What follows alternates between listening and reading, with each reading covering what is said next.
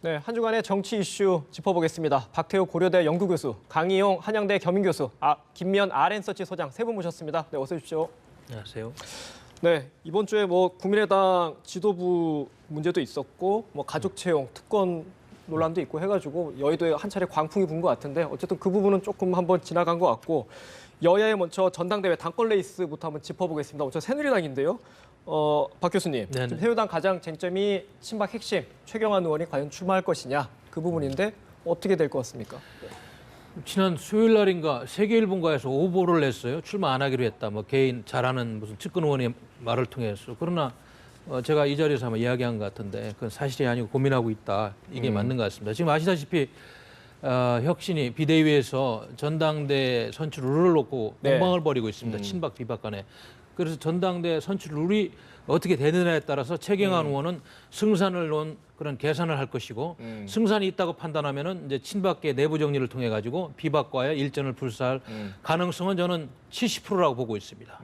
안 할 가능성은 30%. 왜냐하면 지금 아시다시피 지금 새누리당 비대위 혁신위에서는 전당대 룰 중에서도 지금 단일성 집단 지도 체제로 대표하고 최고위원을 분리해서 뽑는 문제, 그다음에 모바일 당원 투표를 하느냐 안 하느냐는 문제. 이게 아주 굉장히 중요한 문제. 이거를 하느냐 안 하느냐에 따라서 표심이 많이 갈리기 때문에 이런 부분을 놓고 최경환 의원이 오늘도 아마 고민하고 친박 의원들 사이에서 대화를 하고 있을 것이다. 저는 이렇게 판단하고 있습니다. 한 7대3 정도로 저는 그렇게 보고 있습니다. 보고 있는데 소장님, 김용 소장님, 이 지금 교수님께서 만약에 룰이 좀 불리하게 되면 최경환 의원이 안 나올 수도 있다고 하셨는데 어떻게 보면 또 여권에서 얘기하는 거는 어떤 룰이 되더라도 최경환 의원이 유력하다 이런 또 전망도 있지 않습니까? 어떻게 보세요? 지금 이제 나오고 있는 얘기를 좀 종합해 보면 친박도 예전 같지는 않다. 친박도 지금 분화하고 있다. 이런 얘기가 좀 들리지 않습니까? 그렇다면은 만일에 이번 정당대회에서 친박이 아닌 만일 비박 의원 중에 누가 당 대표가 된다면 박근혜 대통령 입장이나 청와대 입장에서 본다면 국정 상황력이 상당히 떨어질 수 있다. 이런 생각을 할 수 있기 때문에 청와대나 그리고 일부 친박 의원들 중에서는 친박의 구심점이 이번 선거에 나가야 된다고 이야기하시는 분들이 저는 많다고 생각을 합니다. 자, 그런 관점에서 본다면 최경환 의원이 상당히 룰이 변경이 되더라도 본인이 출마할 수 있다고는 보여지는데요. 그럼에도 불구하고 만일에 모바일 투표를 도입을 한다면 최경환 의원이 출마했을 때 정말로 당내 세력은 지금 보다시피 친박이 우위에 있다 하더라도 과연 이길 수 있을까 하는 데는 저는 의구심이 좀 듭니다. 모바일 투표를 도입을 한다면요. 그 전에 이제 민주당에서 보여줬던 것처럼 상당히 인지도라든가 젊은 층에서 약간 이제 비호감인 사람은 상당히 당선되기가 좀 어렵거든요. 시스템적으로. 그런 걸 봤을 때 최경환 의원이 지금 고민을 하고 있겠지만 전 룰이 변경이 된다면 전 출마하지 않을 가능성도 있다고 생각합니다. 강 교수님은 어떻게 보십니까? 지금 내일 이주영 이제 어떻게 보면은 친박계죠. 개파생 상대도 열지만 이주영 의원도 내일 출마선을 예고한 상태고 비박계에서는 정병국 의원도 지금 나서겠다는 겁니다. 결과적으로는 추정적으로 나갈 수밖에 없는 상황 아니냐 최경환 전 총리가. 그러니까 지금 상황이 이제 룰 미팅을 하고 룰의 어떤 유불리를 따져야 되는 시점이긴 하지만 또 한 가지는 이제 이정현 친박계 후보가 사실 이제 큰 폭탄을 좀 맞아놓은 상태거든요. 그러니까 지금 친박과 비박의 일전을 좀 겨뤄야 되는 시점에서 친박계 후보가 지금 나선 사람들이 이렇게 정치적 타격을 입고 그다음에 정권에 부담을 주는 상황에서 최경환 그러니까 본류인 최경환 의원이 나올 수밖에 없는 어떤 구조적인 환경이 좀 만들어지고 있다 이렇게 보여지고 있고요. 그다음에 오히려 그런 점에서 비박계는 지금 이번에 어떤 당의 어떤 전당대회를 통해서 주도권을 좀 가져가야 되겠다라는 그 마음이 하나로 되어 있는 것 같아요. 그런 점에서 김용태 의원이라든가 정병국 의원 같은 경우에는 이후에 단일화 협상을 통해서라도 당권을 반드시 갖고 오겠다라고 하는 그런 각오들을 보이고 있는 것 같아서 이런 점에서는 결국 최경환 의원이 나올 수밖에 없다. 그리고 이번 전당대회라는 것이 결국에는 이제 원내대표와 당 대표를 서로 이제 분점하는 일종의 원내대표에서는 그 비친박, 친박계가 아닌 정진석 원내대표를 세우고 당대표 당권을 가져오겠다는 친박계의 어떤 그 흐름들, 정치적인 어떤 흐름들 속에서 형성되는 자리이기 때문에 뭐 반드시 어떤 친박계도 일전을 뭐 후퇴하지는 않을 것이다 이렇게 보여집니다. 지금 뭐 강 교수님이 잠깐 말씀 중에 지적하셨는데 이정현 의원 뭐 폭탄 맞았다고 하셨는데 이게 보도 개입 논란 말씀하시는 네네. 거죠? 뭐 말씀하시니까 잠깐 짚어보겠습니다. 교수님, 이 어제 이제 청문 운영회에서도 논란이 됐었죠. 이제 이정현 의원 이제 홍보수석 당시에 세월호 관련 보도에 개입했느냐 안 했냐인데 어떻게 보세요? 이게 홍보수석 또는 대변인이라는 자리가 어떻게 보면 언론사한테 협조를 자연스럽게 요청하는 자리다. 이제 그런 입장이잖아요. 저는 이것이 이제 두 가지 사안이 충돌하는 네. 사안이 하나는 이제 언론사는 진실을 파헤쳐서 국민한테 알릴 그런 책임성과 공익성이 있는 거고 그다음에 이제 권력 청와대를 중심으로 한 정부 권력은 물론 진실과 그런 어떤 사실도 중요하지만 때로는 국가 이익을 위해서 언론 보도를 좀 네. 통제는 아니지만 좀 협조 요청을 통해 가지고 조절을 한다든지 뭐 이런 기능이 있기 때문에 이 두 가지 사안을 조금 양쪽에서 지금 팽팽하게 공방전을 하는 거 아니겠어요? 그래서 특히 지난 2014년 세월호 사건이 터진 지 일주일 뒤인가 4월 21일 날 이정현 당시 홍보수석과 김시곤 KBS 보도국장 사이에 그런 이제 말이 녹취록이 돼 가지고 이제 문제가 되고 있는 건데 저는 그렇습니다. 방송법 4조에도 방송 편성의 자유와 독립성은 보장이 돼 있고 그래서 이제 이런 거를 존중하면서 방송국에 협조 요청을 하고 정부의 이익이 이런 쪽에 있으니까 이런 부분은 좀 감안해서 보도를 해달라. 이거는 저는 공무원으로서 할 합당한 그런 일이지만은 만에 하나 이거를 정말 이렇게 해달라고 뭐 그냥 윽박지르듯이 지시성으로 했다는 거는 그건 언론의 자유 침해다. 그래서 이 부분을 조금 더 명확하게 앞으로 규명을 할 필요가 있다. 국민들도 좀 알고 싶어하는 부분인 것 같습니다. 네, 김현 소장님은 어떻게 보십니까? 이 뭐 양쪽의 입장이 지금 충돌하는 것 같아요. 청와대는 당연히 해야 할 일이다라고 하는 거고 다른 쪽에서는 보도 개입이다. 근데 문제는 지금 이 두 가지가 충돌을 하고 있습니다. 그럼에도 불구하고 저는 개인적으로 볼 때 이 녹취록이 지금 이정현 의원만 그렇게 뭐 이야기를 했다면은 저는 좀 비껴갈 수 있는 문제라고 할 수 있는데 지금 녹취록에 보면 거론이 되고 있는 다른 몇몇 정치인이 있거든요. 국회의원들도 전화를 했다는 거거든요. 전화를 해서 일종의 보도를 뭐 어떤 거는 좀 하지 마라 이런 식의 지침을 줬다고 한다는 거는 지금 우리 국민들이 그거를 이게 통상적인 업무 형태였다, 업무였다, 간행이라고 말하기에는 너무 나아갔다는 거죠. 그리고 이것이 이 사람이라는 게 그렇잖아요. 누가 그랬더라 하는 그보다는 이런 말이 지금 녹음이 돼서 녹취록으로 들어봤을 때 또 네. 받아들이기 좀 다르기 때문에 아마 그런 관점에서 봤을 때는 저는 이정현 의원이 이 문제를 본인이 이야기하는 것처럼 그런 식으로 좀 흘러가기에는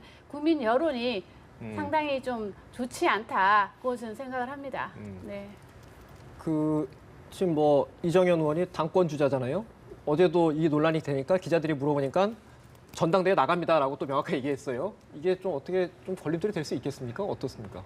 그러니까 이 문제는 사실 뭐 이번에 이제 그 정황이 드러났지만 실제로는 2014년도 6월달에 네. 당사자들인 KBS 기자협회 기자협회가 이 부분을 서울중앙지검에 고발한 건입니다. 그때 당시에 이제 그 KBS 9시 뉴스에서 그 정권에 불리한 자막 기사라든가 아니면 네. 자막 기사 삭제를 지시하고 그다음에 박근혜 대통령 관련된 기사를 뉴스 전반부에 배치시켜달라. 그래서 방송의 어떤 편성 독립권을 전면으로 위배했다. 그러한 것들을 이제 현장에 있는 현직에 있는 KBS 기자들 176명이 사실 고발을 네. 했었는데 당시에는 이제 증거가 불충분하다 이렇게 되었던 부분인데 그때 검찰에 고발되셨던 분이 바로 이정현 네. 당시 홍보수석이었습니다. 그러니까 그 부분이 이제 그 증거가 드러났거든요. 그랬을 때 이 부분에 대해서 어떻게 받아들이느냐에 따라서 본인의 어떤 정치적 향배도 달라질 거라 보는데 네. 지금에선 당장에 뭐 전당대회 당대표 나가겠다고 하신 마당에 이 건이 터졌다고 해서 후퇴하는 모습 보이기 싫어할 수 있지만 이 건이 이렇게 만만한 부분이 아니거든요. 그래서 네. 특히 야당에서도 이 부분에 대해서 집중적으로 청문회라든가 여러 가지 문제 제기를 할 것이기 때문에 오히려 이 문제가 청와대에 큰 부담으로 가는 상황에서 이정현 수석이 버티기는 쉽지 않을 거다. 이정현 전 수석이 이 네. 문제에 대해서 예, 그렇게 보입니다. 알겠습니다. 이제 야당 얘기로 좀 돌아가 보겠습니다. 지금 주로 이제 새누리당 전당대회 얘기를 했는데 야당도 이제 전당대 레이스에 본격적으로 들어갔는데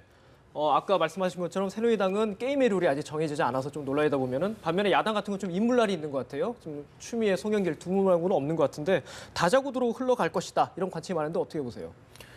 지금 박영선 의원 같은 분이 이제 안 한다고 좀 대중성 있는 분이 이렇게 이야기하다 보니까 현재는 뭐 양강구도처럼 돼 있어요. 네. 추미애, 송영길 의원. 그러나 이제 양강구도 중에서도 제가 알기로는 추미애 의원이 약간의 그 당내 최대가파인 친문 친노 세력의 그 호감을 더 얻고 있는 것 같습니다.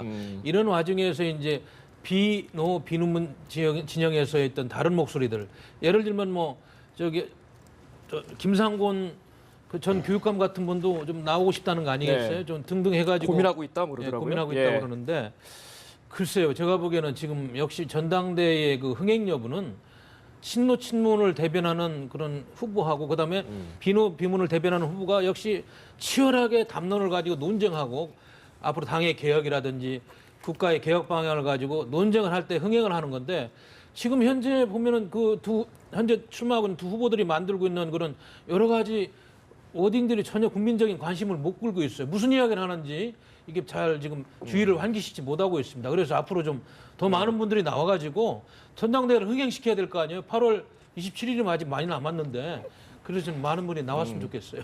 강 교수님 어떻게 보세요?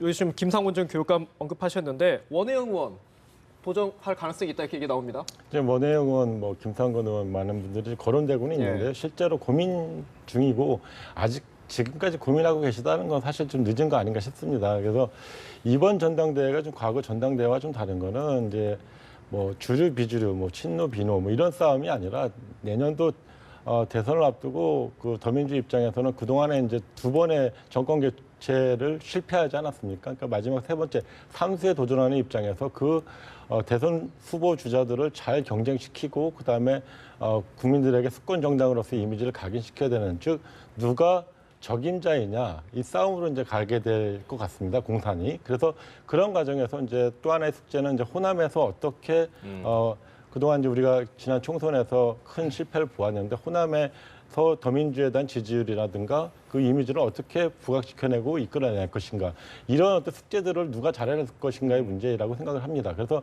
그런 과정이기 때문에 지금 오히려 더민주 같은 경우에는 이 당권보다는 대권에 이제 스타들이 많이 계시죠. 그렇죠. 그래서 이제 상대적으로 당권이 좀 왜소해 보인다라는 평가도 있지만 오히려 그런 점에서는 이 실무적이고 그다음에 어떤 총괄적인 역할이라는 측면에서 보면은 오히려 지금 나와 계신 분들로 좀 충분한 거 아닌가. 그래서 그 과정에서 어떤 누가 적임자인지 선의의 경쟁을 통해서 한다면 충분히 그 소임을 할 수 있을 것이다. 이렇게 보여집니다. 소장님은 어떻게 보십니까? 저도 뭐 이번에 선출되는 새 지도부는 뭐 당연히 대선 관리용이다고 좀 생각이 들고요. 그리고 지금 뭐 많은 분들이 김부겸, 뭐 박영선 의원 같은 것도 불참을 선언을 했었는데 뭐 이분들 뭐 대권에 대한 욕심보다는 저는 어떻게 보면 내년 4월달에 있을 재보궐선거에서 만일에 이 새로운 지도부는 또 내년 4월 재보궐선거 결과에 따라서 또 후퇴도 사퇴할 수도 있는 거거든요. 그러니까 네. 그런 거를 긴 안목에서 봤을 때 이번에 하는 것이 그다지 그렇게 도움이 되지 않는다고 판단을 한 것 같습니다. 그래서 이제 이분들이 불참을 선언했는데 저는 그럼에도 불구하고요. 김부겸 의원이라든가 박영선 의원 같은 경우는 이분은 뭐 장기적으로 본다면 뭐 이분들은 뭐 내년 대선을 겨냥할 수도 있겠지만 개인적으로 볼 때는 그래도 장기적으로 봤을 때는 본인들의 어떤 인지도라든가 어떤 그 언론에서 어떤 집중도를 높이기 위해서는 이번이 상당히 좋은 기회다고 생각을 해서 특히 김부겸 의원 같은 경우는 야당에서 정말 한 분뿐인 영남에서 진짜 한 분뿐인 PK에서는 TK에서는 지금 한 분뿐인 어떤 국회의원으로서 PK의 맹주로서의 어떤 본인의 인지도라든가 이런 거를 올릴 수 있는 기회인데 이분의 출마를 안 하신다고 하신 것이 저는 그것이 조금 개인적으로는 좀 아쉬운 생각이 좀 듭니다. 지금 뭐 아까 강 교수님도 지적하셨는데 얼마 안 남았다라고 하셨는데 8주 남았거든요. 정치적으로 굉장히 긴 시간 아닌가요? 변수가 많을 것 같은데요. 여러 가지 변수가 있을 수 있겠지만 네. 사실 지금 상황에서는 이제 오히려 대선 주자군이 이제 주목을 많이 받아왔고요. 그리고 이제 이번에 이제 안철수 전 대표가 사실 그 당권을 내려놓고 나옴으로써 대선 경쟁이 또 빨리 이제 가속화될 상황입니다. 그런 과정에서 오히려 흐름이나 여론의 관심들은 사실 이제 대선 쪽에 갈 확률이 대단히 높고 그렇죠. 새누리당도 마찬가지고 더불어민주당도 이제 8월달 전대를 통해 갖고 비대위 체제를 마감하게 되는데 오히려 이 과정에서는 내년도 대선 관리를 누가 잘할 수 있을 것이냐 둘 다 공이 당권 대권 분리를 해놨기 때문에 이 당권을 누가 어떻게 관리하느냐의 문제가 대단히 중요한 문제입니다. 그래서 그 과정에서 뭐 지지자들이라든가 투표권을 갖고 있는 당원이나 대의원들도 그런 점을 염두에 두고 판단할 것이다. 그래서 오히려 과거의 어떤 지난 뭐 전당대회 때보다는 좀 격렬하지 않으면서도 차분하게 그러니까 큰 싸움을 준비하는 차분한 전당대회가 될 확률이 대단히 높다 이렇게 보여지는 것이죠. 박태규 교수님은 어떻게 보십니까? 제3의 카드가 좀 추가로 더 나올 지금 원혜영, 뭐 김삼곤 카드 외에 또 거론될 가능성이 있다고 보십니까? 저도 우리 강 예. 교수님 말씀대로 지금은 뭐 많은 카드가 과거에 좀 나왔어요. 당권에 예. 욕심냈던 분들이 지금 후퇴하고 있고 왜냐하면 지금 이번에 당 대표는 사실상 내년 대선을 관리하는 그런 당 대표이기 때문에 솔직히 말씀드리면은 새누리당이나 더불어민주당이나 그 최대 개파들이 자신들의 개파 후보를 당선시킬 수 있는 그런 사람을 이미 이제 내정을 하고 이렇게 당선시키려고 하는 거 아니겠어요? 그러다 보니까 거기에 속하지 않는 사람들은 나와봤자 돈 쓰고 또 당선도 안 되고 여러 가지 좀 흠집을 날 가능성이 있기 때문에 네. 함부로 나설 그런 환경은 아닙니다. 그래서 이 이상 크게 확대되지는 않을 것이다. 저는 그렇게 느낍니다. 흥행이 목적이 아니다라는 말씀이시죠? 그렇죠. 알겠습니다. 이번 주에 가장 핫한 이슈를 한번 짚어보겠습니다. 안철수 대표 퇴진이죠. 일단 안철수 대표 소장님, 안철수 대표 행보 다음 행보 어떻게 좀 전망해야 되겠습니까? 예, 먼저 저는 이제 안철수 대표가 이제 디베이트 의혹에 대한 어떤 정치적 책임을 묻고 물러난 거에 대해서 네. 뭐 일부에서는 아주 잘한 결정이라는 이야기도 나오고 있습니다. 네. 그럼에도 불구하고 저는 약간 좀 의구심이 드는 게요. 역시 국민들이 바라는 거는 안철수 대표의 어떤 이런 책임을 뭐 본인은 책임을 지는 정치라고 해서 책임을 지기 위해서 물러났다고는 하지만 국민들이 지금 바라는 거는 바로 이 의혹의 핵심 당사자들인 김의원과 박선수 의원. 박선수 예. 의원을 어떻게 처리하느냐 그게 더 관심이 많은데 의외로 안철수 대표가 정치 책임을 묻고 사퇴를 해버리니까 좀 생각한 것만큼의 그거는 없다 효과는 없다고 지금 보여지고 진정성을 지금 못 느끼는 거죠 국민들 입장에서는 그래서 당사자들이 뭐 자진 탈당을 하든 해서 뭔가 국민들이 바랄 때는 이분들이 어떤 국회의원직도 던지는 그런 것이 새 정치가 아니냐. 그런 거를 이끌어내는 것이 바로 안철수 대표가 그동안 말했던 새 정치라고 생각을 했는데 그런 결과물은 보여주지 않고 본인만 또 후퇴를 함으로써 이것도 철수 정치 아니냐 이런 네. 비판도 있다는 거죠. 그런 관점에서 봤을 때는 과연 이번의 선택이 뭐 신의 한 수였을까 하는데 저는 개인적으로 좀 의구심 들고요. 그리고 지금 뭐 말씀하실 때는 이렇게 사퇴함으로써 대선 행보가 좀 빨라지고 있다. 왜냐하면 본인이 네. 좀 더 자유로우니까 대선 행보를 좀 빨리 할 수 있다고 보여지지만 저는 대선 시기에는 안철수 대표가 움직인다고 해서 움직여지는 거는 아니라고 생각을 하고요. 중요한 거는 국민들이 생각할 때 과연 이분들이 차기 대선 주자로서 적합한가 아닌가 하는 거는 국민들이 이제 판단을 하는데 아직까지는 여론조사 결과라든가 이런 걸 보면 아직까지 국민들은 아직까지는 시간이 아니다고 생각을 하시는 것 같아요. 아마 내년이 돼야지 내년 전당대회가 모든 당에서 차기 당대표를 선출을 하고 그리고 아마도 내년 4월 재보궐선거가 지나야만이 아마도 대선 행보가 본격적으로 시작될 거라고 저는 보여지고요. 그런 관점에서 본다면 안철수 대표가 이번에 사퇴한 거는 어떻게 보면 플러스보다는 좀 마이너스 요인이 좀 많을 수 있다. 당대표로서 그동안 누렸던 프레임이 많거든요. 본인의 행보라든가 이것이 매일매일 네. 언론에 이제 공개가 됨으로써 상당히 주목을 받을 수 있었는데 그것이 또 사라진다는 거. 그리고 또 하나는 더 말씀을 드리자면 국민의당이 어쨌든 간에 살아나야 되잖아요. 새 정치를 담을 수 있는 어떤 그런 정당으로서 국민의당이 살아나야 되는데 그런데 지금 보면은 박지원 원내대표가 지금 경임을 하고 있잖아요. 그러니까 박지원 원내대표 같은 경우는 상당히 정치 구단이고 원숙하고 노련한 정치인이지만 과연 새 정치 그런 이야기를 하는데 좀 어울리느냐 하는데 의구심이 들 수가 있다는 거죠. 그런 관점에서 봤을 때 저는 안철수 대표가 왜 이분에 사퇴했느냐. 이분은 그냥 밀고 나가서 되지 않았 밀고 나가는 게 더 좋지 않았을까 예. 하는 생각이 좀 듭니다. 저는. 그런데 김미연 소장님 말씀하신 이제 새 정치에 맞느냐 그거에 대해서는 참고로 자기는 헌정치라고 얘기를 했습니다. 헌정치와 새 정치를 접목하면 될 거다라고 얘기했는데요.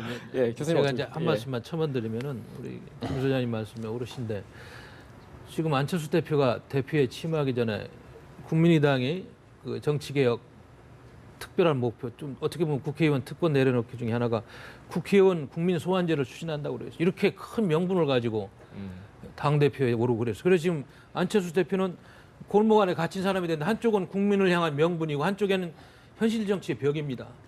그런데 사실은 뭐 처음에 이 문제가 불거졌을 때 대수롭지 않은 척 했다가 내용을 보니까 대수롭지 않은 게 아니라 아주 뭐 잘못하면 정말 독박을 쓰게 생겼어요. 그러니까 일찍 빠지는 것이 본인의 체면을 앞으로 들고 기는데 2보 전진을 내냐 1보 후퇴다. 네. 그리고 알다시피 지금 김수민 의원이나 박선숙 의원이 지금 당대표가 원하는 대로 행동을 안 하잖아요. 본인들도 국회의원인데 자신들 정치적인 특권을 하루아침 내려놓겠어요. 그러다 보니까 고육지책으로 그리고 대권 후보로서의 행보를 하려면 여기서 더 상처 입었다가는 아무것도 못합니다. 저는 그렇게 보고 있는 거죠.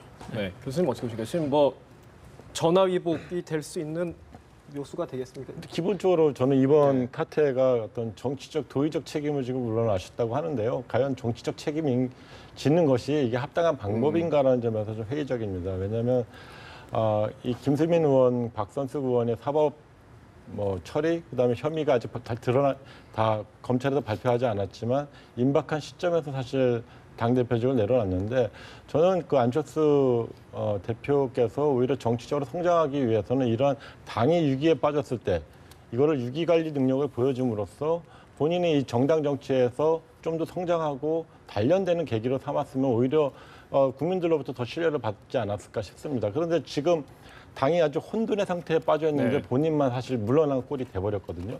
이러한 것들은 사실 거꾸로 얘기하면 무책임하다라고 볼 수도 있습니다. 그러니까 정치적 책임을 지는 게 거꾸로 무책임한 상황이 도래할 수 있다는 부분이 하나 있는 것이고요. 그다음에 이번 사건 전반을 통해서 이제 안철수 리더십에 대한 회의가 좀 확산되고 있는 부분. 어제 내일 신문에서 이제 여론조사 나온 거 보면 이런 당내 문제가 앞으로 향후 대권 가도에 있어서 발목을 잡을 것이다. 이런 부분이 한 42.7%가 나왔단 말이죠.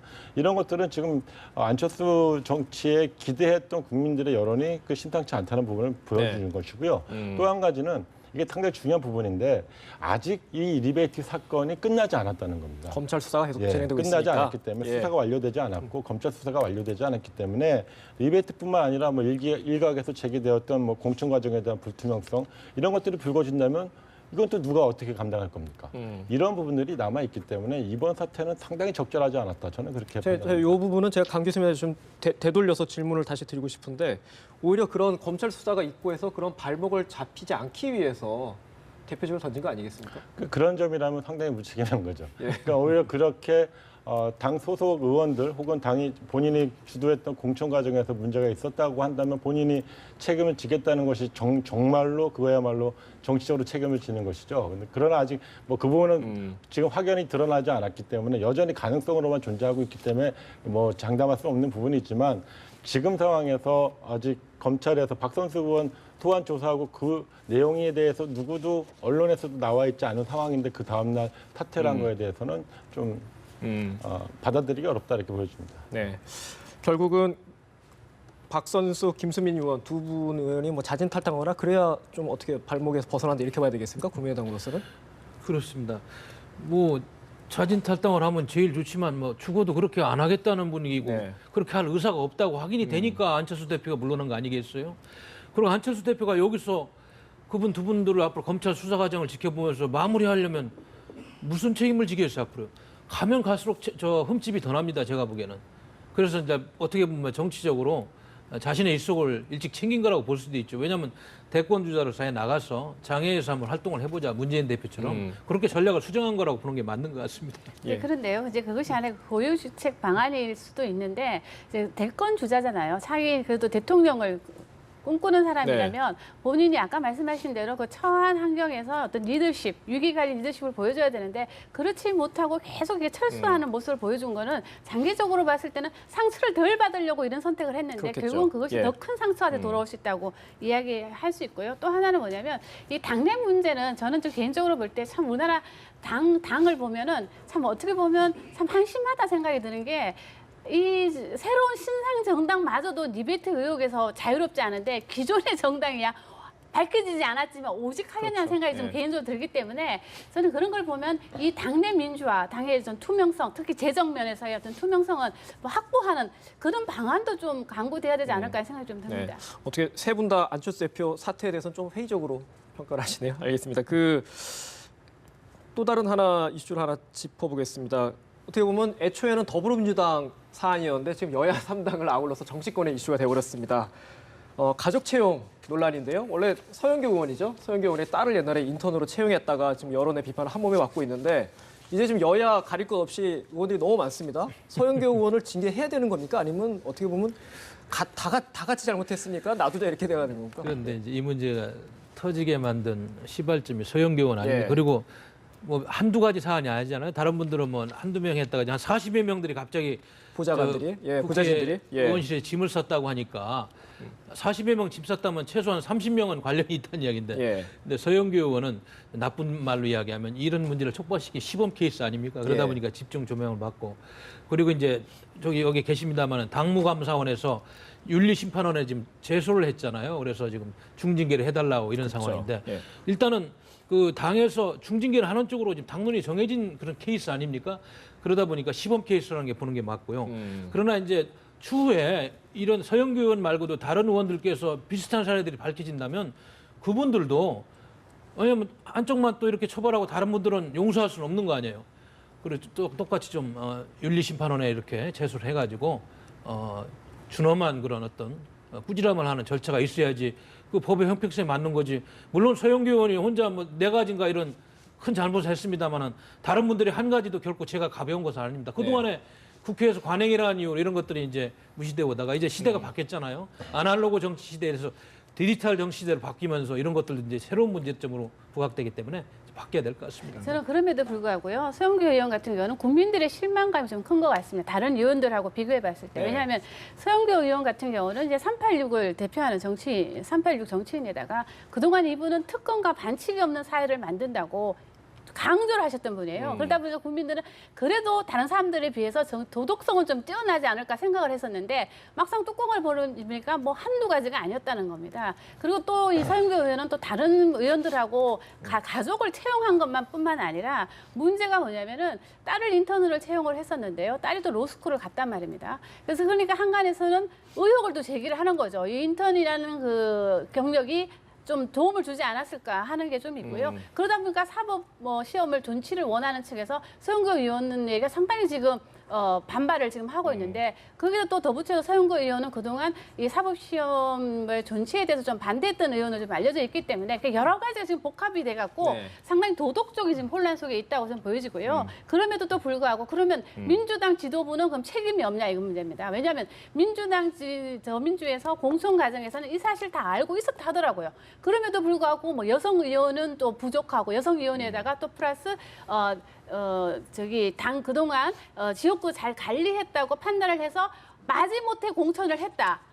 그렇게 얘기하는 전 당 지도부가 서영교 의원보다 저는 개인적으로 더 나쁘다 생각을 해요. 자, 그런 관점에서 봤을 때 저는 서영교 의원 보고 지금 당 지도부가 뭐 자진 출당하라고 뭐 중징계 하겠다고 말할 자격은 저는 없다고 보입니다. 알면서도 해놓고 일이 벌어지니까 이제 와서 수습한다. 저는 이 당 지도부가 더 문제가 있다 보여지고요. 그럼에도 불구하고 서영교 의원은 그래도 몇 년 동안 좀 정치적인 자숙 행위는 좀 해야 되지 않겠느냐. 그런 관점에서 본다면 뭐 자진 탈당 정도는 해야 되지 않을까 하는 생각이 좀 듭니다. 시범 케이스 손보기일 수는 있지만 어쨌든 서영교 의원에 관해서는 좀 징계가 불가피할 것 같다. 그런 의견이신데 강 교수님은 좀 어떻게 보세요? 그러니까 아까 우리 교수님 말씀하셨듯이 40명이 넘었어요. 그러니까 이 국회 사무처에서 발표한 바에 따르면 이 서영교 의원 사건이 터지고 나서 국회에서 대규모 면직 신청서가 들어왔단 말이죠. 그러니까 상당히 이례적인 일이라고 합니다. 근데 그 건수를 보면 새누리당이 압도적으로 많다는 거래요. 그러니까 새누리당이 두 자릿수고 나머지는 뭐 한 자릿수라고 하는데 뭐 누가 잘잘못을 따지고 이걸 하기 전에 서영교 사건이 터졌지만 이 과거에 사실 관행처럼 되었던 부분이고 서영교 의원은 이제 19대 때 했다가 그것 때문에 공천에서 애를 먹었고 여기 20대에서는 아예 모든 게 개선된 상태였었는데 오히려 이번에 면직 그 처리를 했던 사람들은 20대 이번- 와서 채용된 20대 가족들이죠. 체육들이 예, 있었다는 친인척들이죠. 것이죠. 예. 그래서 이런 것들이 사실 어떤 뭐 개인에 대한 어떤 뭐 징벌적 차원에서의 어떤 훈계도 좋지만 국회가 이제 국민의 눈높이에 맞춰서 어떤 관행을 정리하고 관행을 혁신해 나가는 자기 혁신의 어떤 동력들을 확보하는 이런 계기로 삼아야 되지 않겠냐. 좀 생산적으로 해야 되는 거죠. 우리가 서영기 의원 한 명 진짜 뭐 징벌적으로 막 뭐 한다고 해서 달라진 상황이라면 모를까. 이런 것들은 누구나 감추고 있거나 숨기고 있었던 그런 사례들이 드러나고 있었고 국민의 눈높이하고 엄격히 차이가 있다고 한다면 이 부분에 대해서는 국회의원 전원이 사실 이 문제에 대해서 이제 석고대죄하든 그래서 개별 의원의 문제 차원이 아니라 공동의 문제로 좀 인식하고 문제를 해법을 찾아내야 되는 그런 좀 지혜와 슬기가 좀 필요한 상황이 아닌가 싶습니다. 박 교수님, 제가 마지막으로 하나 더 여쭤보겠습니다. 네. 지금 뭐 다 공감하시는 것 같은데 서영교 의원 징계는 좋습니다. 그렇다 칩시다. 그러면 다른 의원들 가족 채용했던 20대 들어서 가족 채용하고 이제 뭐 자기는 아무 일 없다는 듯이 있는 다른 의원들은 어떻게 할 겁니까? 소영규 의원 정도의 강한 징계는 어렵겠지만 예. 최소한 국민 앞에 사죄하고 반성하는 그런 자세와 그런 그 반성문이라도 좀 돌려야 되지 않느냐. 예. 예를 들면 이런 겁니다. 새누리당 혁신비대위에 지난 30일 날 국회의원 불체포 특권을 포기하고 세비를 동결하고 8춘인의 친인척 보좌관 예. 채용을 금지한다는 그런 혁신안을 내놨어요. 그럼 이런 거를 아무리 이렇게 내놓고 뭐 좋은 이야기를 해도 이분들이 지금 불법이라고 하면 나쁜 관행을 하는 이런 분들이 처절한 반성과 앞으로 안 하겠다는 의지가 보이지 않나 이 또한 국민들은 믿지 않을 거예요. 그리고 아시다시피 지금 각 당의 비대위는 비정상 아닙니까? 맨날 잘못하면 비대위를 통해 가지고 또 사죄하고 말이죠. 면책받고 이랬는데 비대위에서 아무리 좋은 안을 마련하면 뭐예요? 김상군 혁신인. 근데 김문수 보수혁신원에 안은 다 나왔어요. 실천을 안 하고 뭐 잘못하면 또 비대위 꾸려가지고 삼탕제탕하고 말이죠. 중요한 건 의원들이 이걸 각별하게 인식하고 자기들 특권을 내려놓고 잘못한 걸 반성하고 국민 앞에 속고대죄를 해야 되는 겁니다. 그 절차는 반드시 지켜야 된다고 네, 봅니다. 알겠습니다. 근데 과연 그렇게 될지는 저도 의심스럽습니다. 오늘 대담 여기까지 나누도록 하겠습니다. 지금까지 강희용 한양대 겸임교수, 박태우 고려대 연구교수, 김미엄 RN서치 소장 세 분과 말씀 나눴습니다. 말씀 고맙습니다.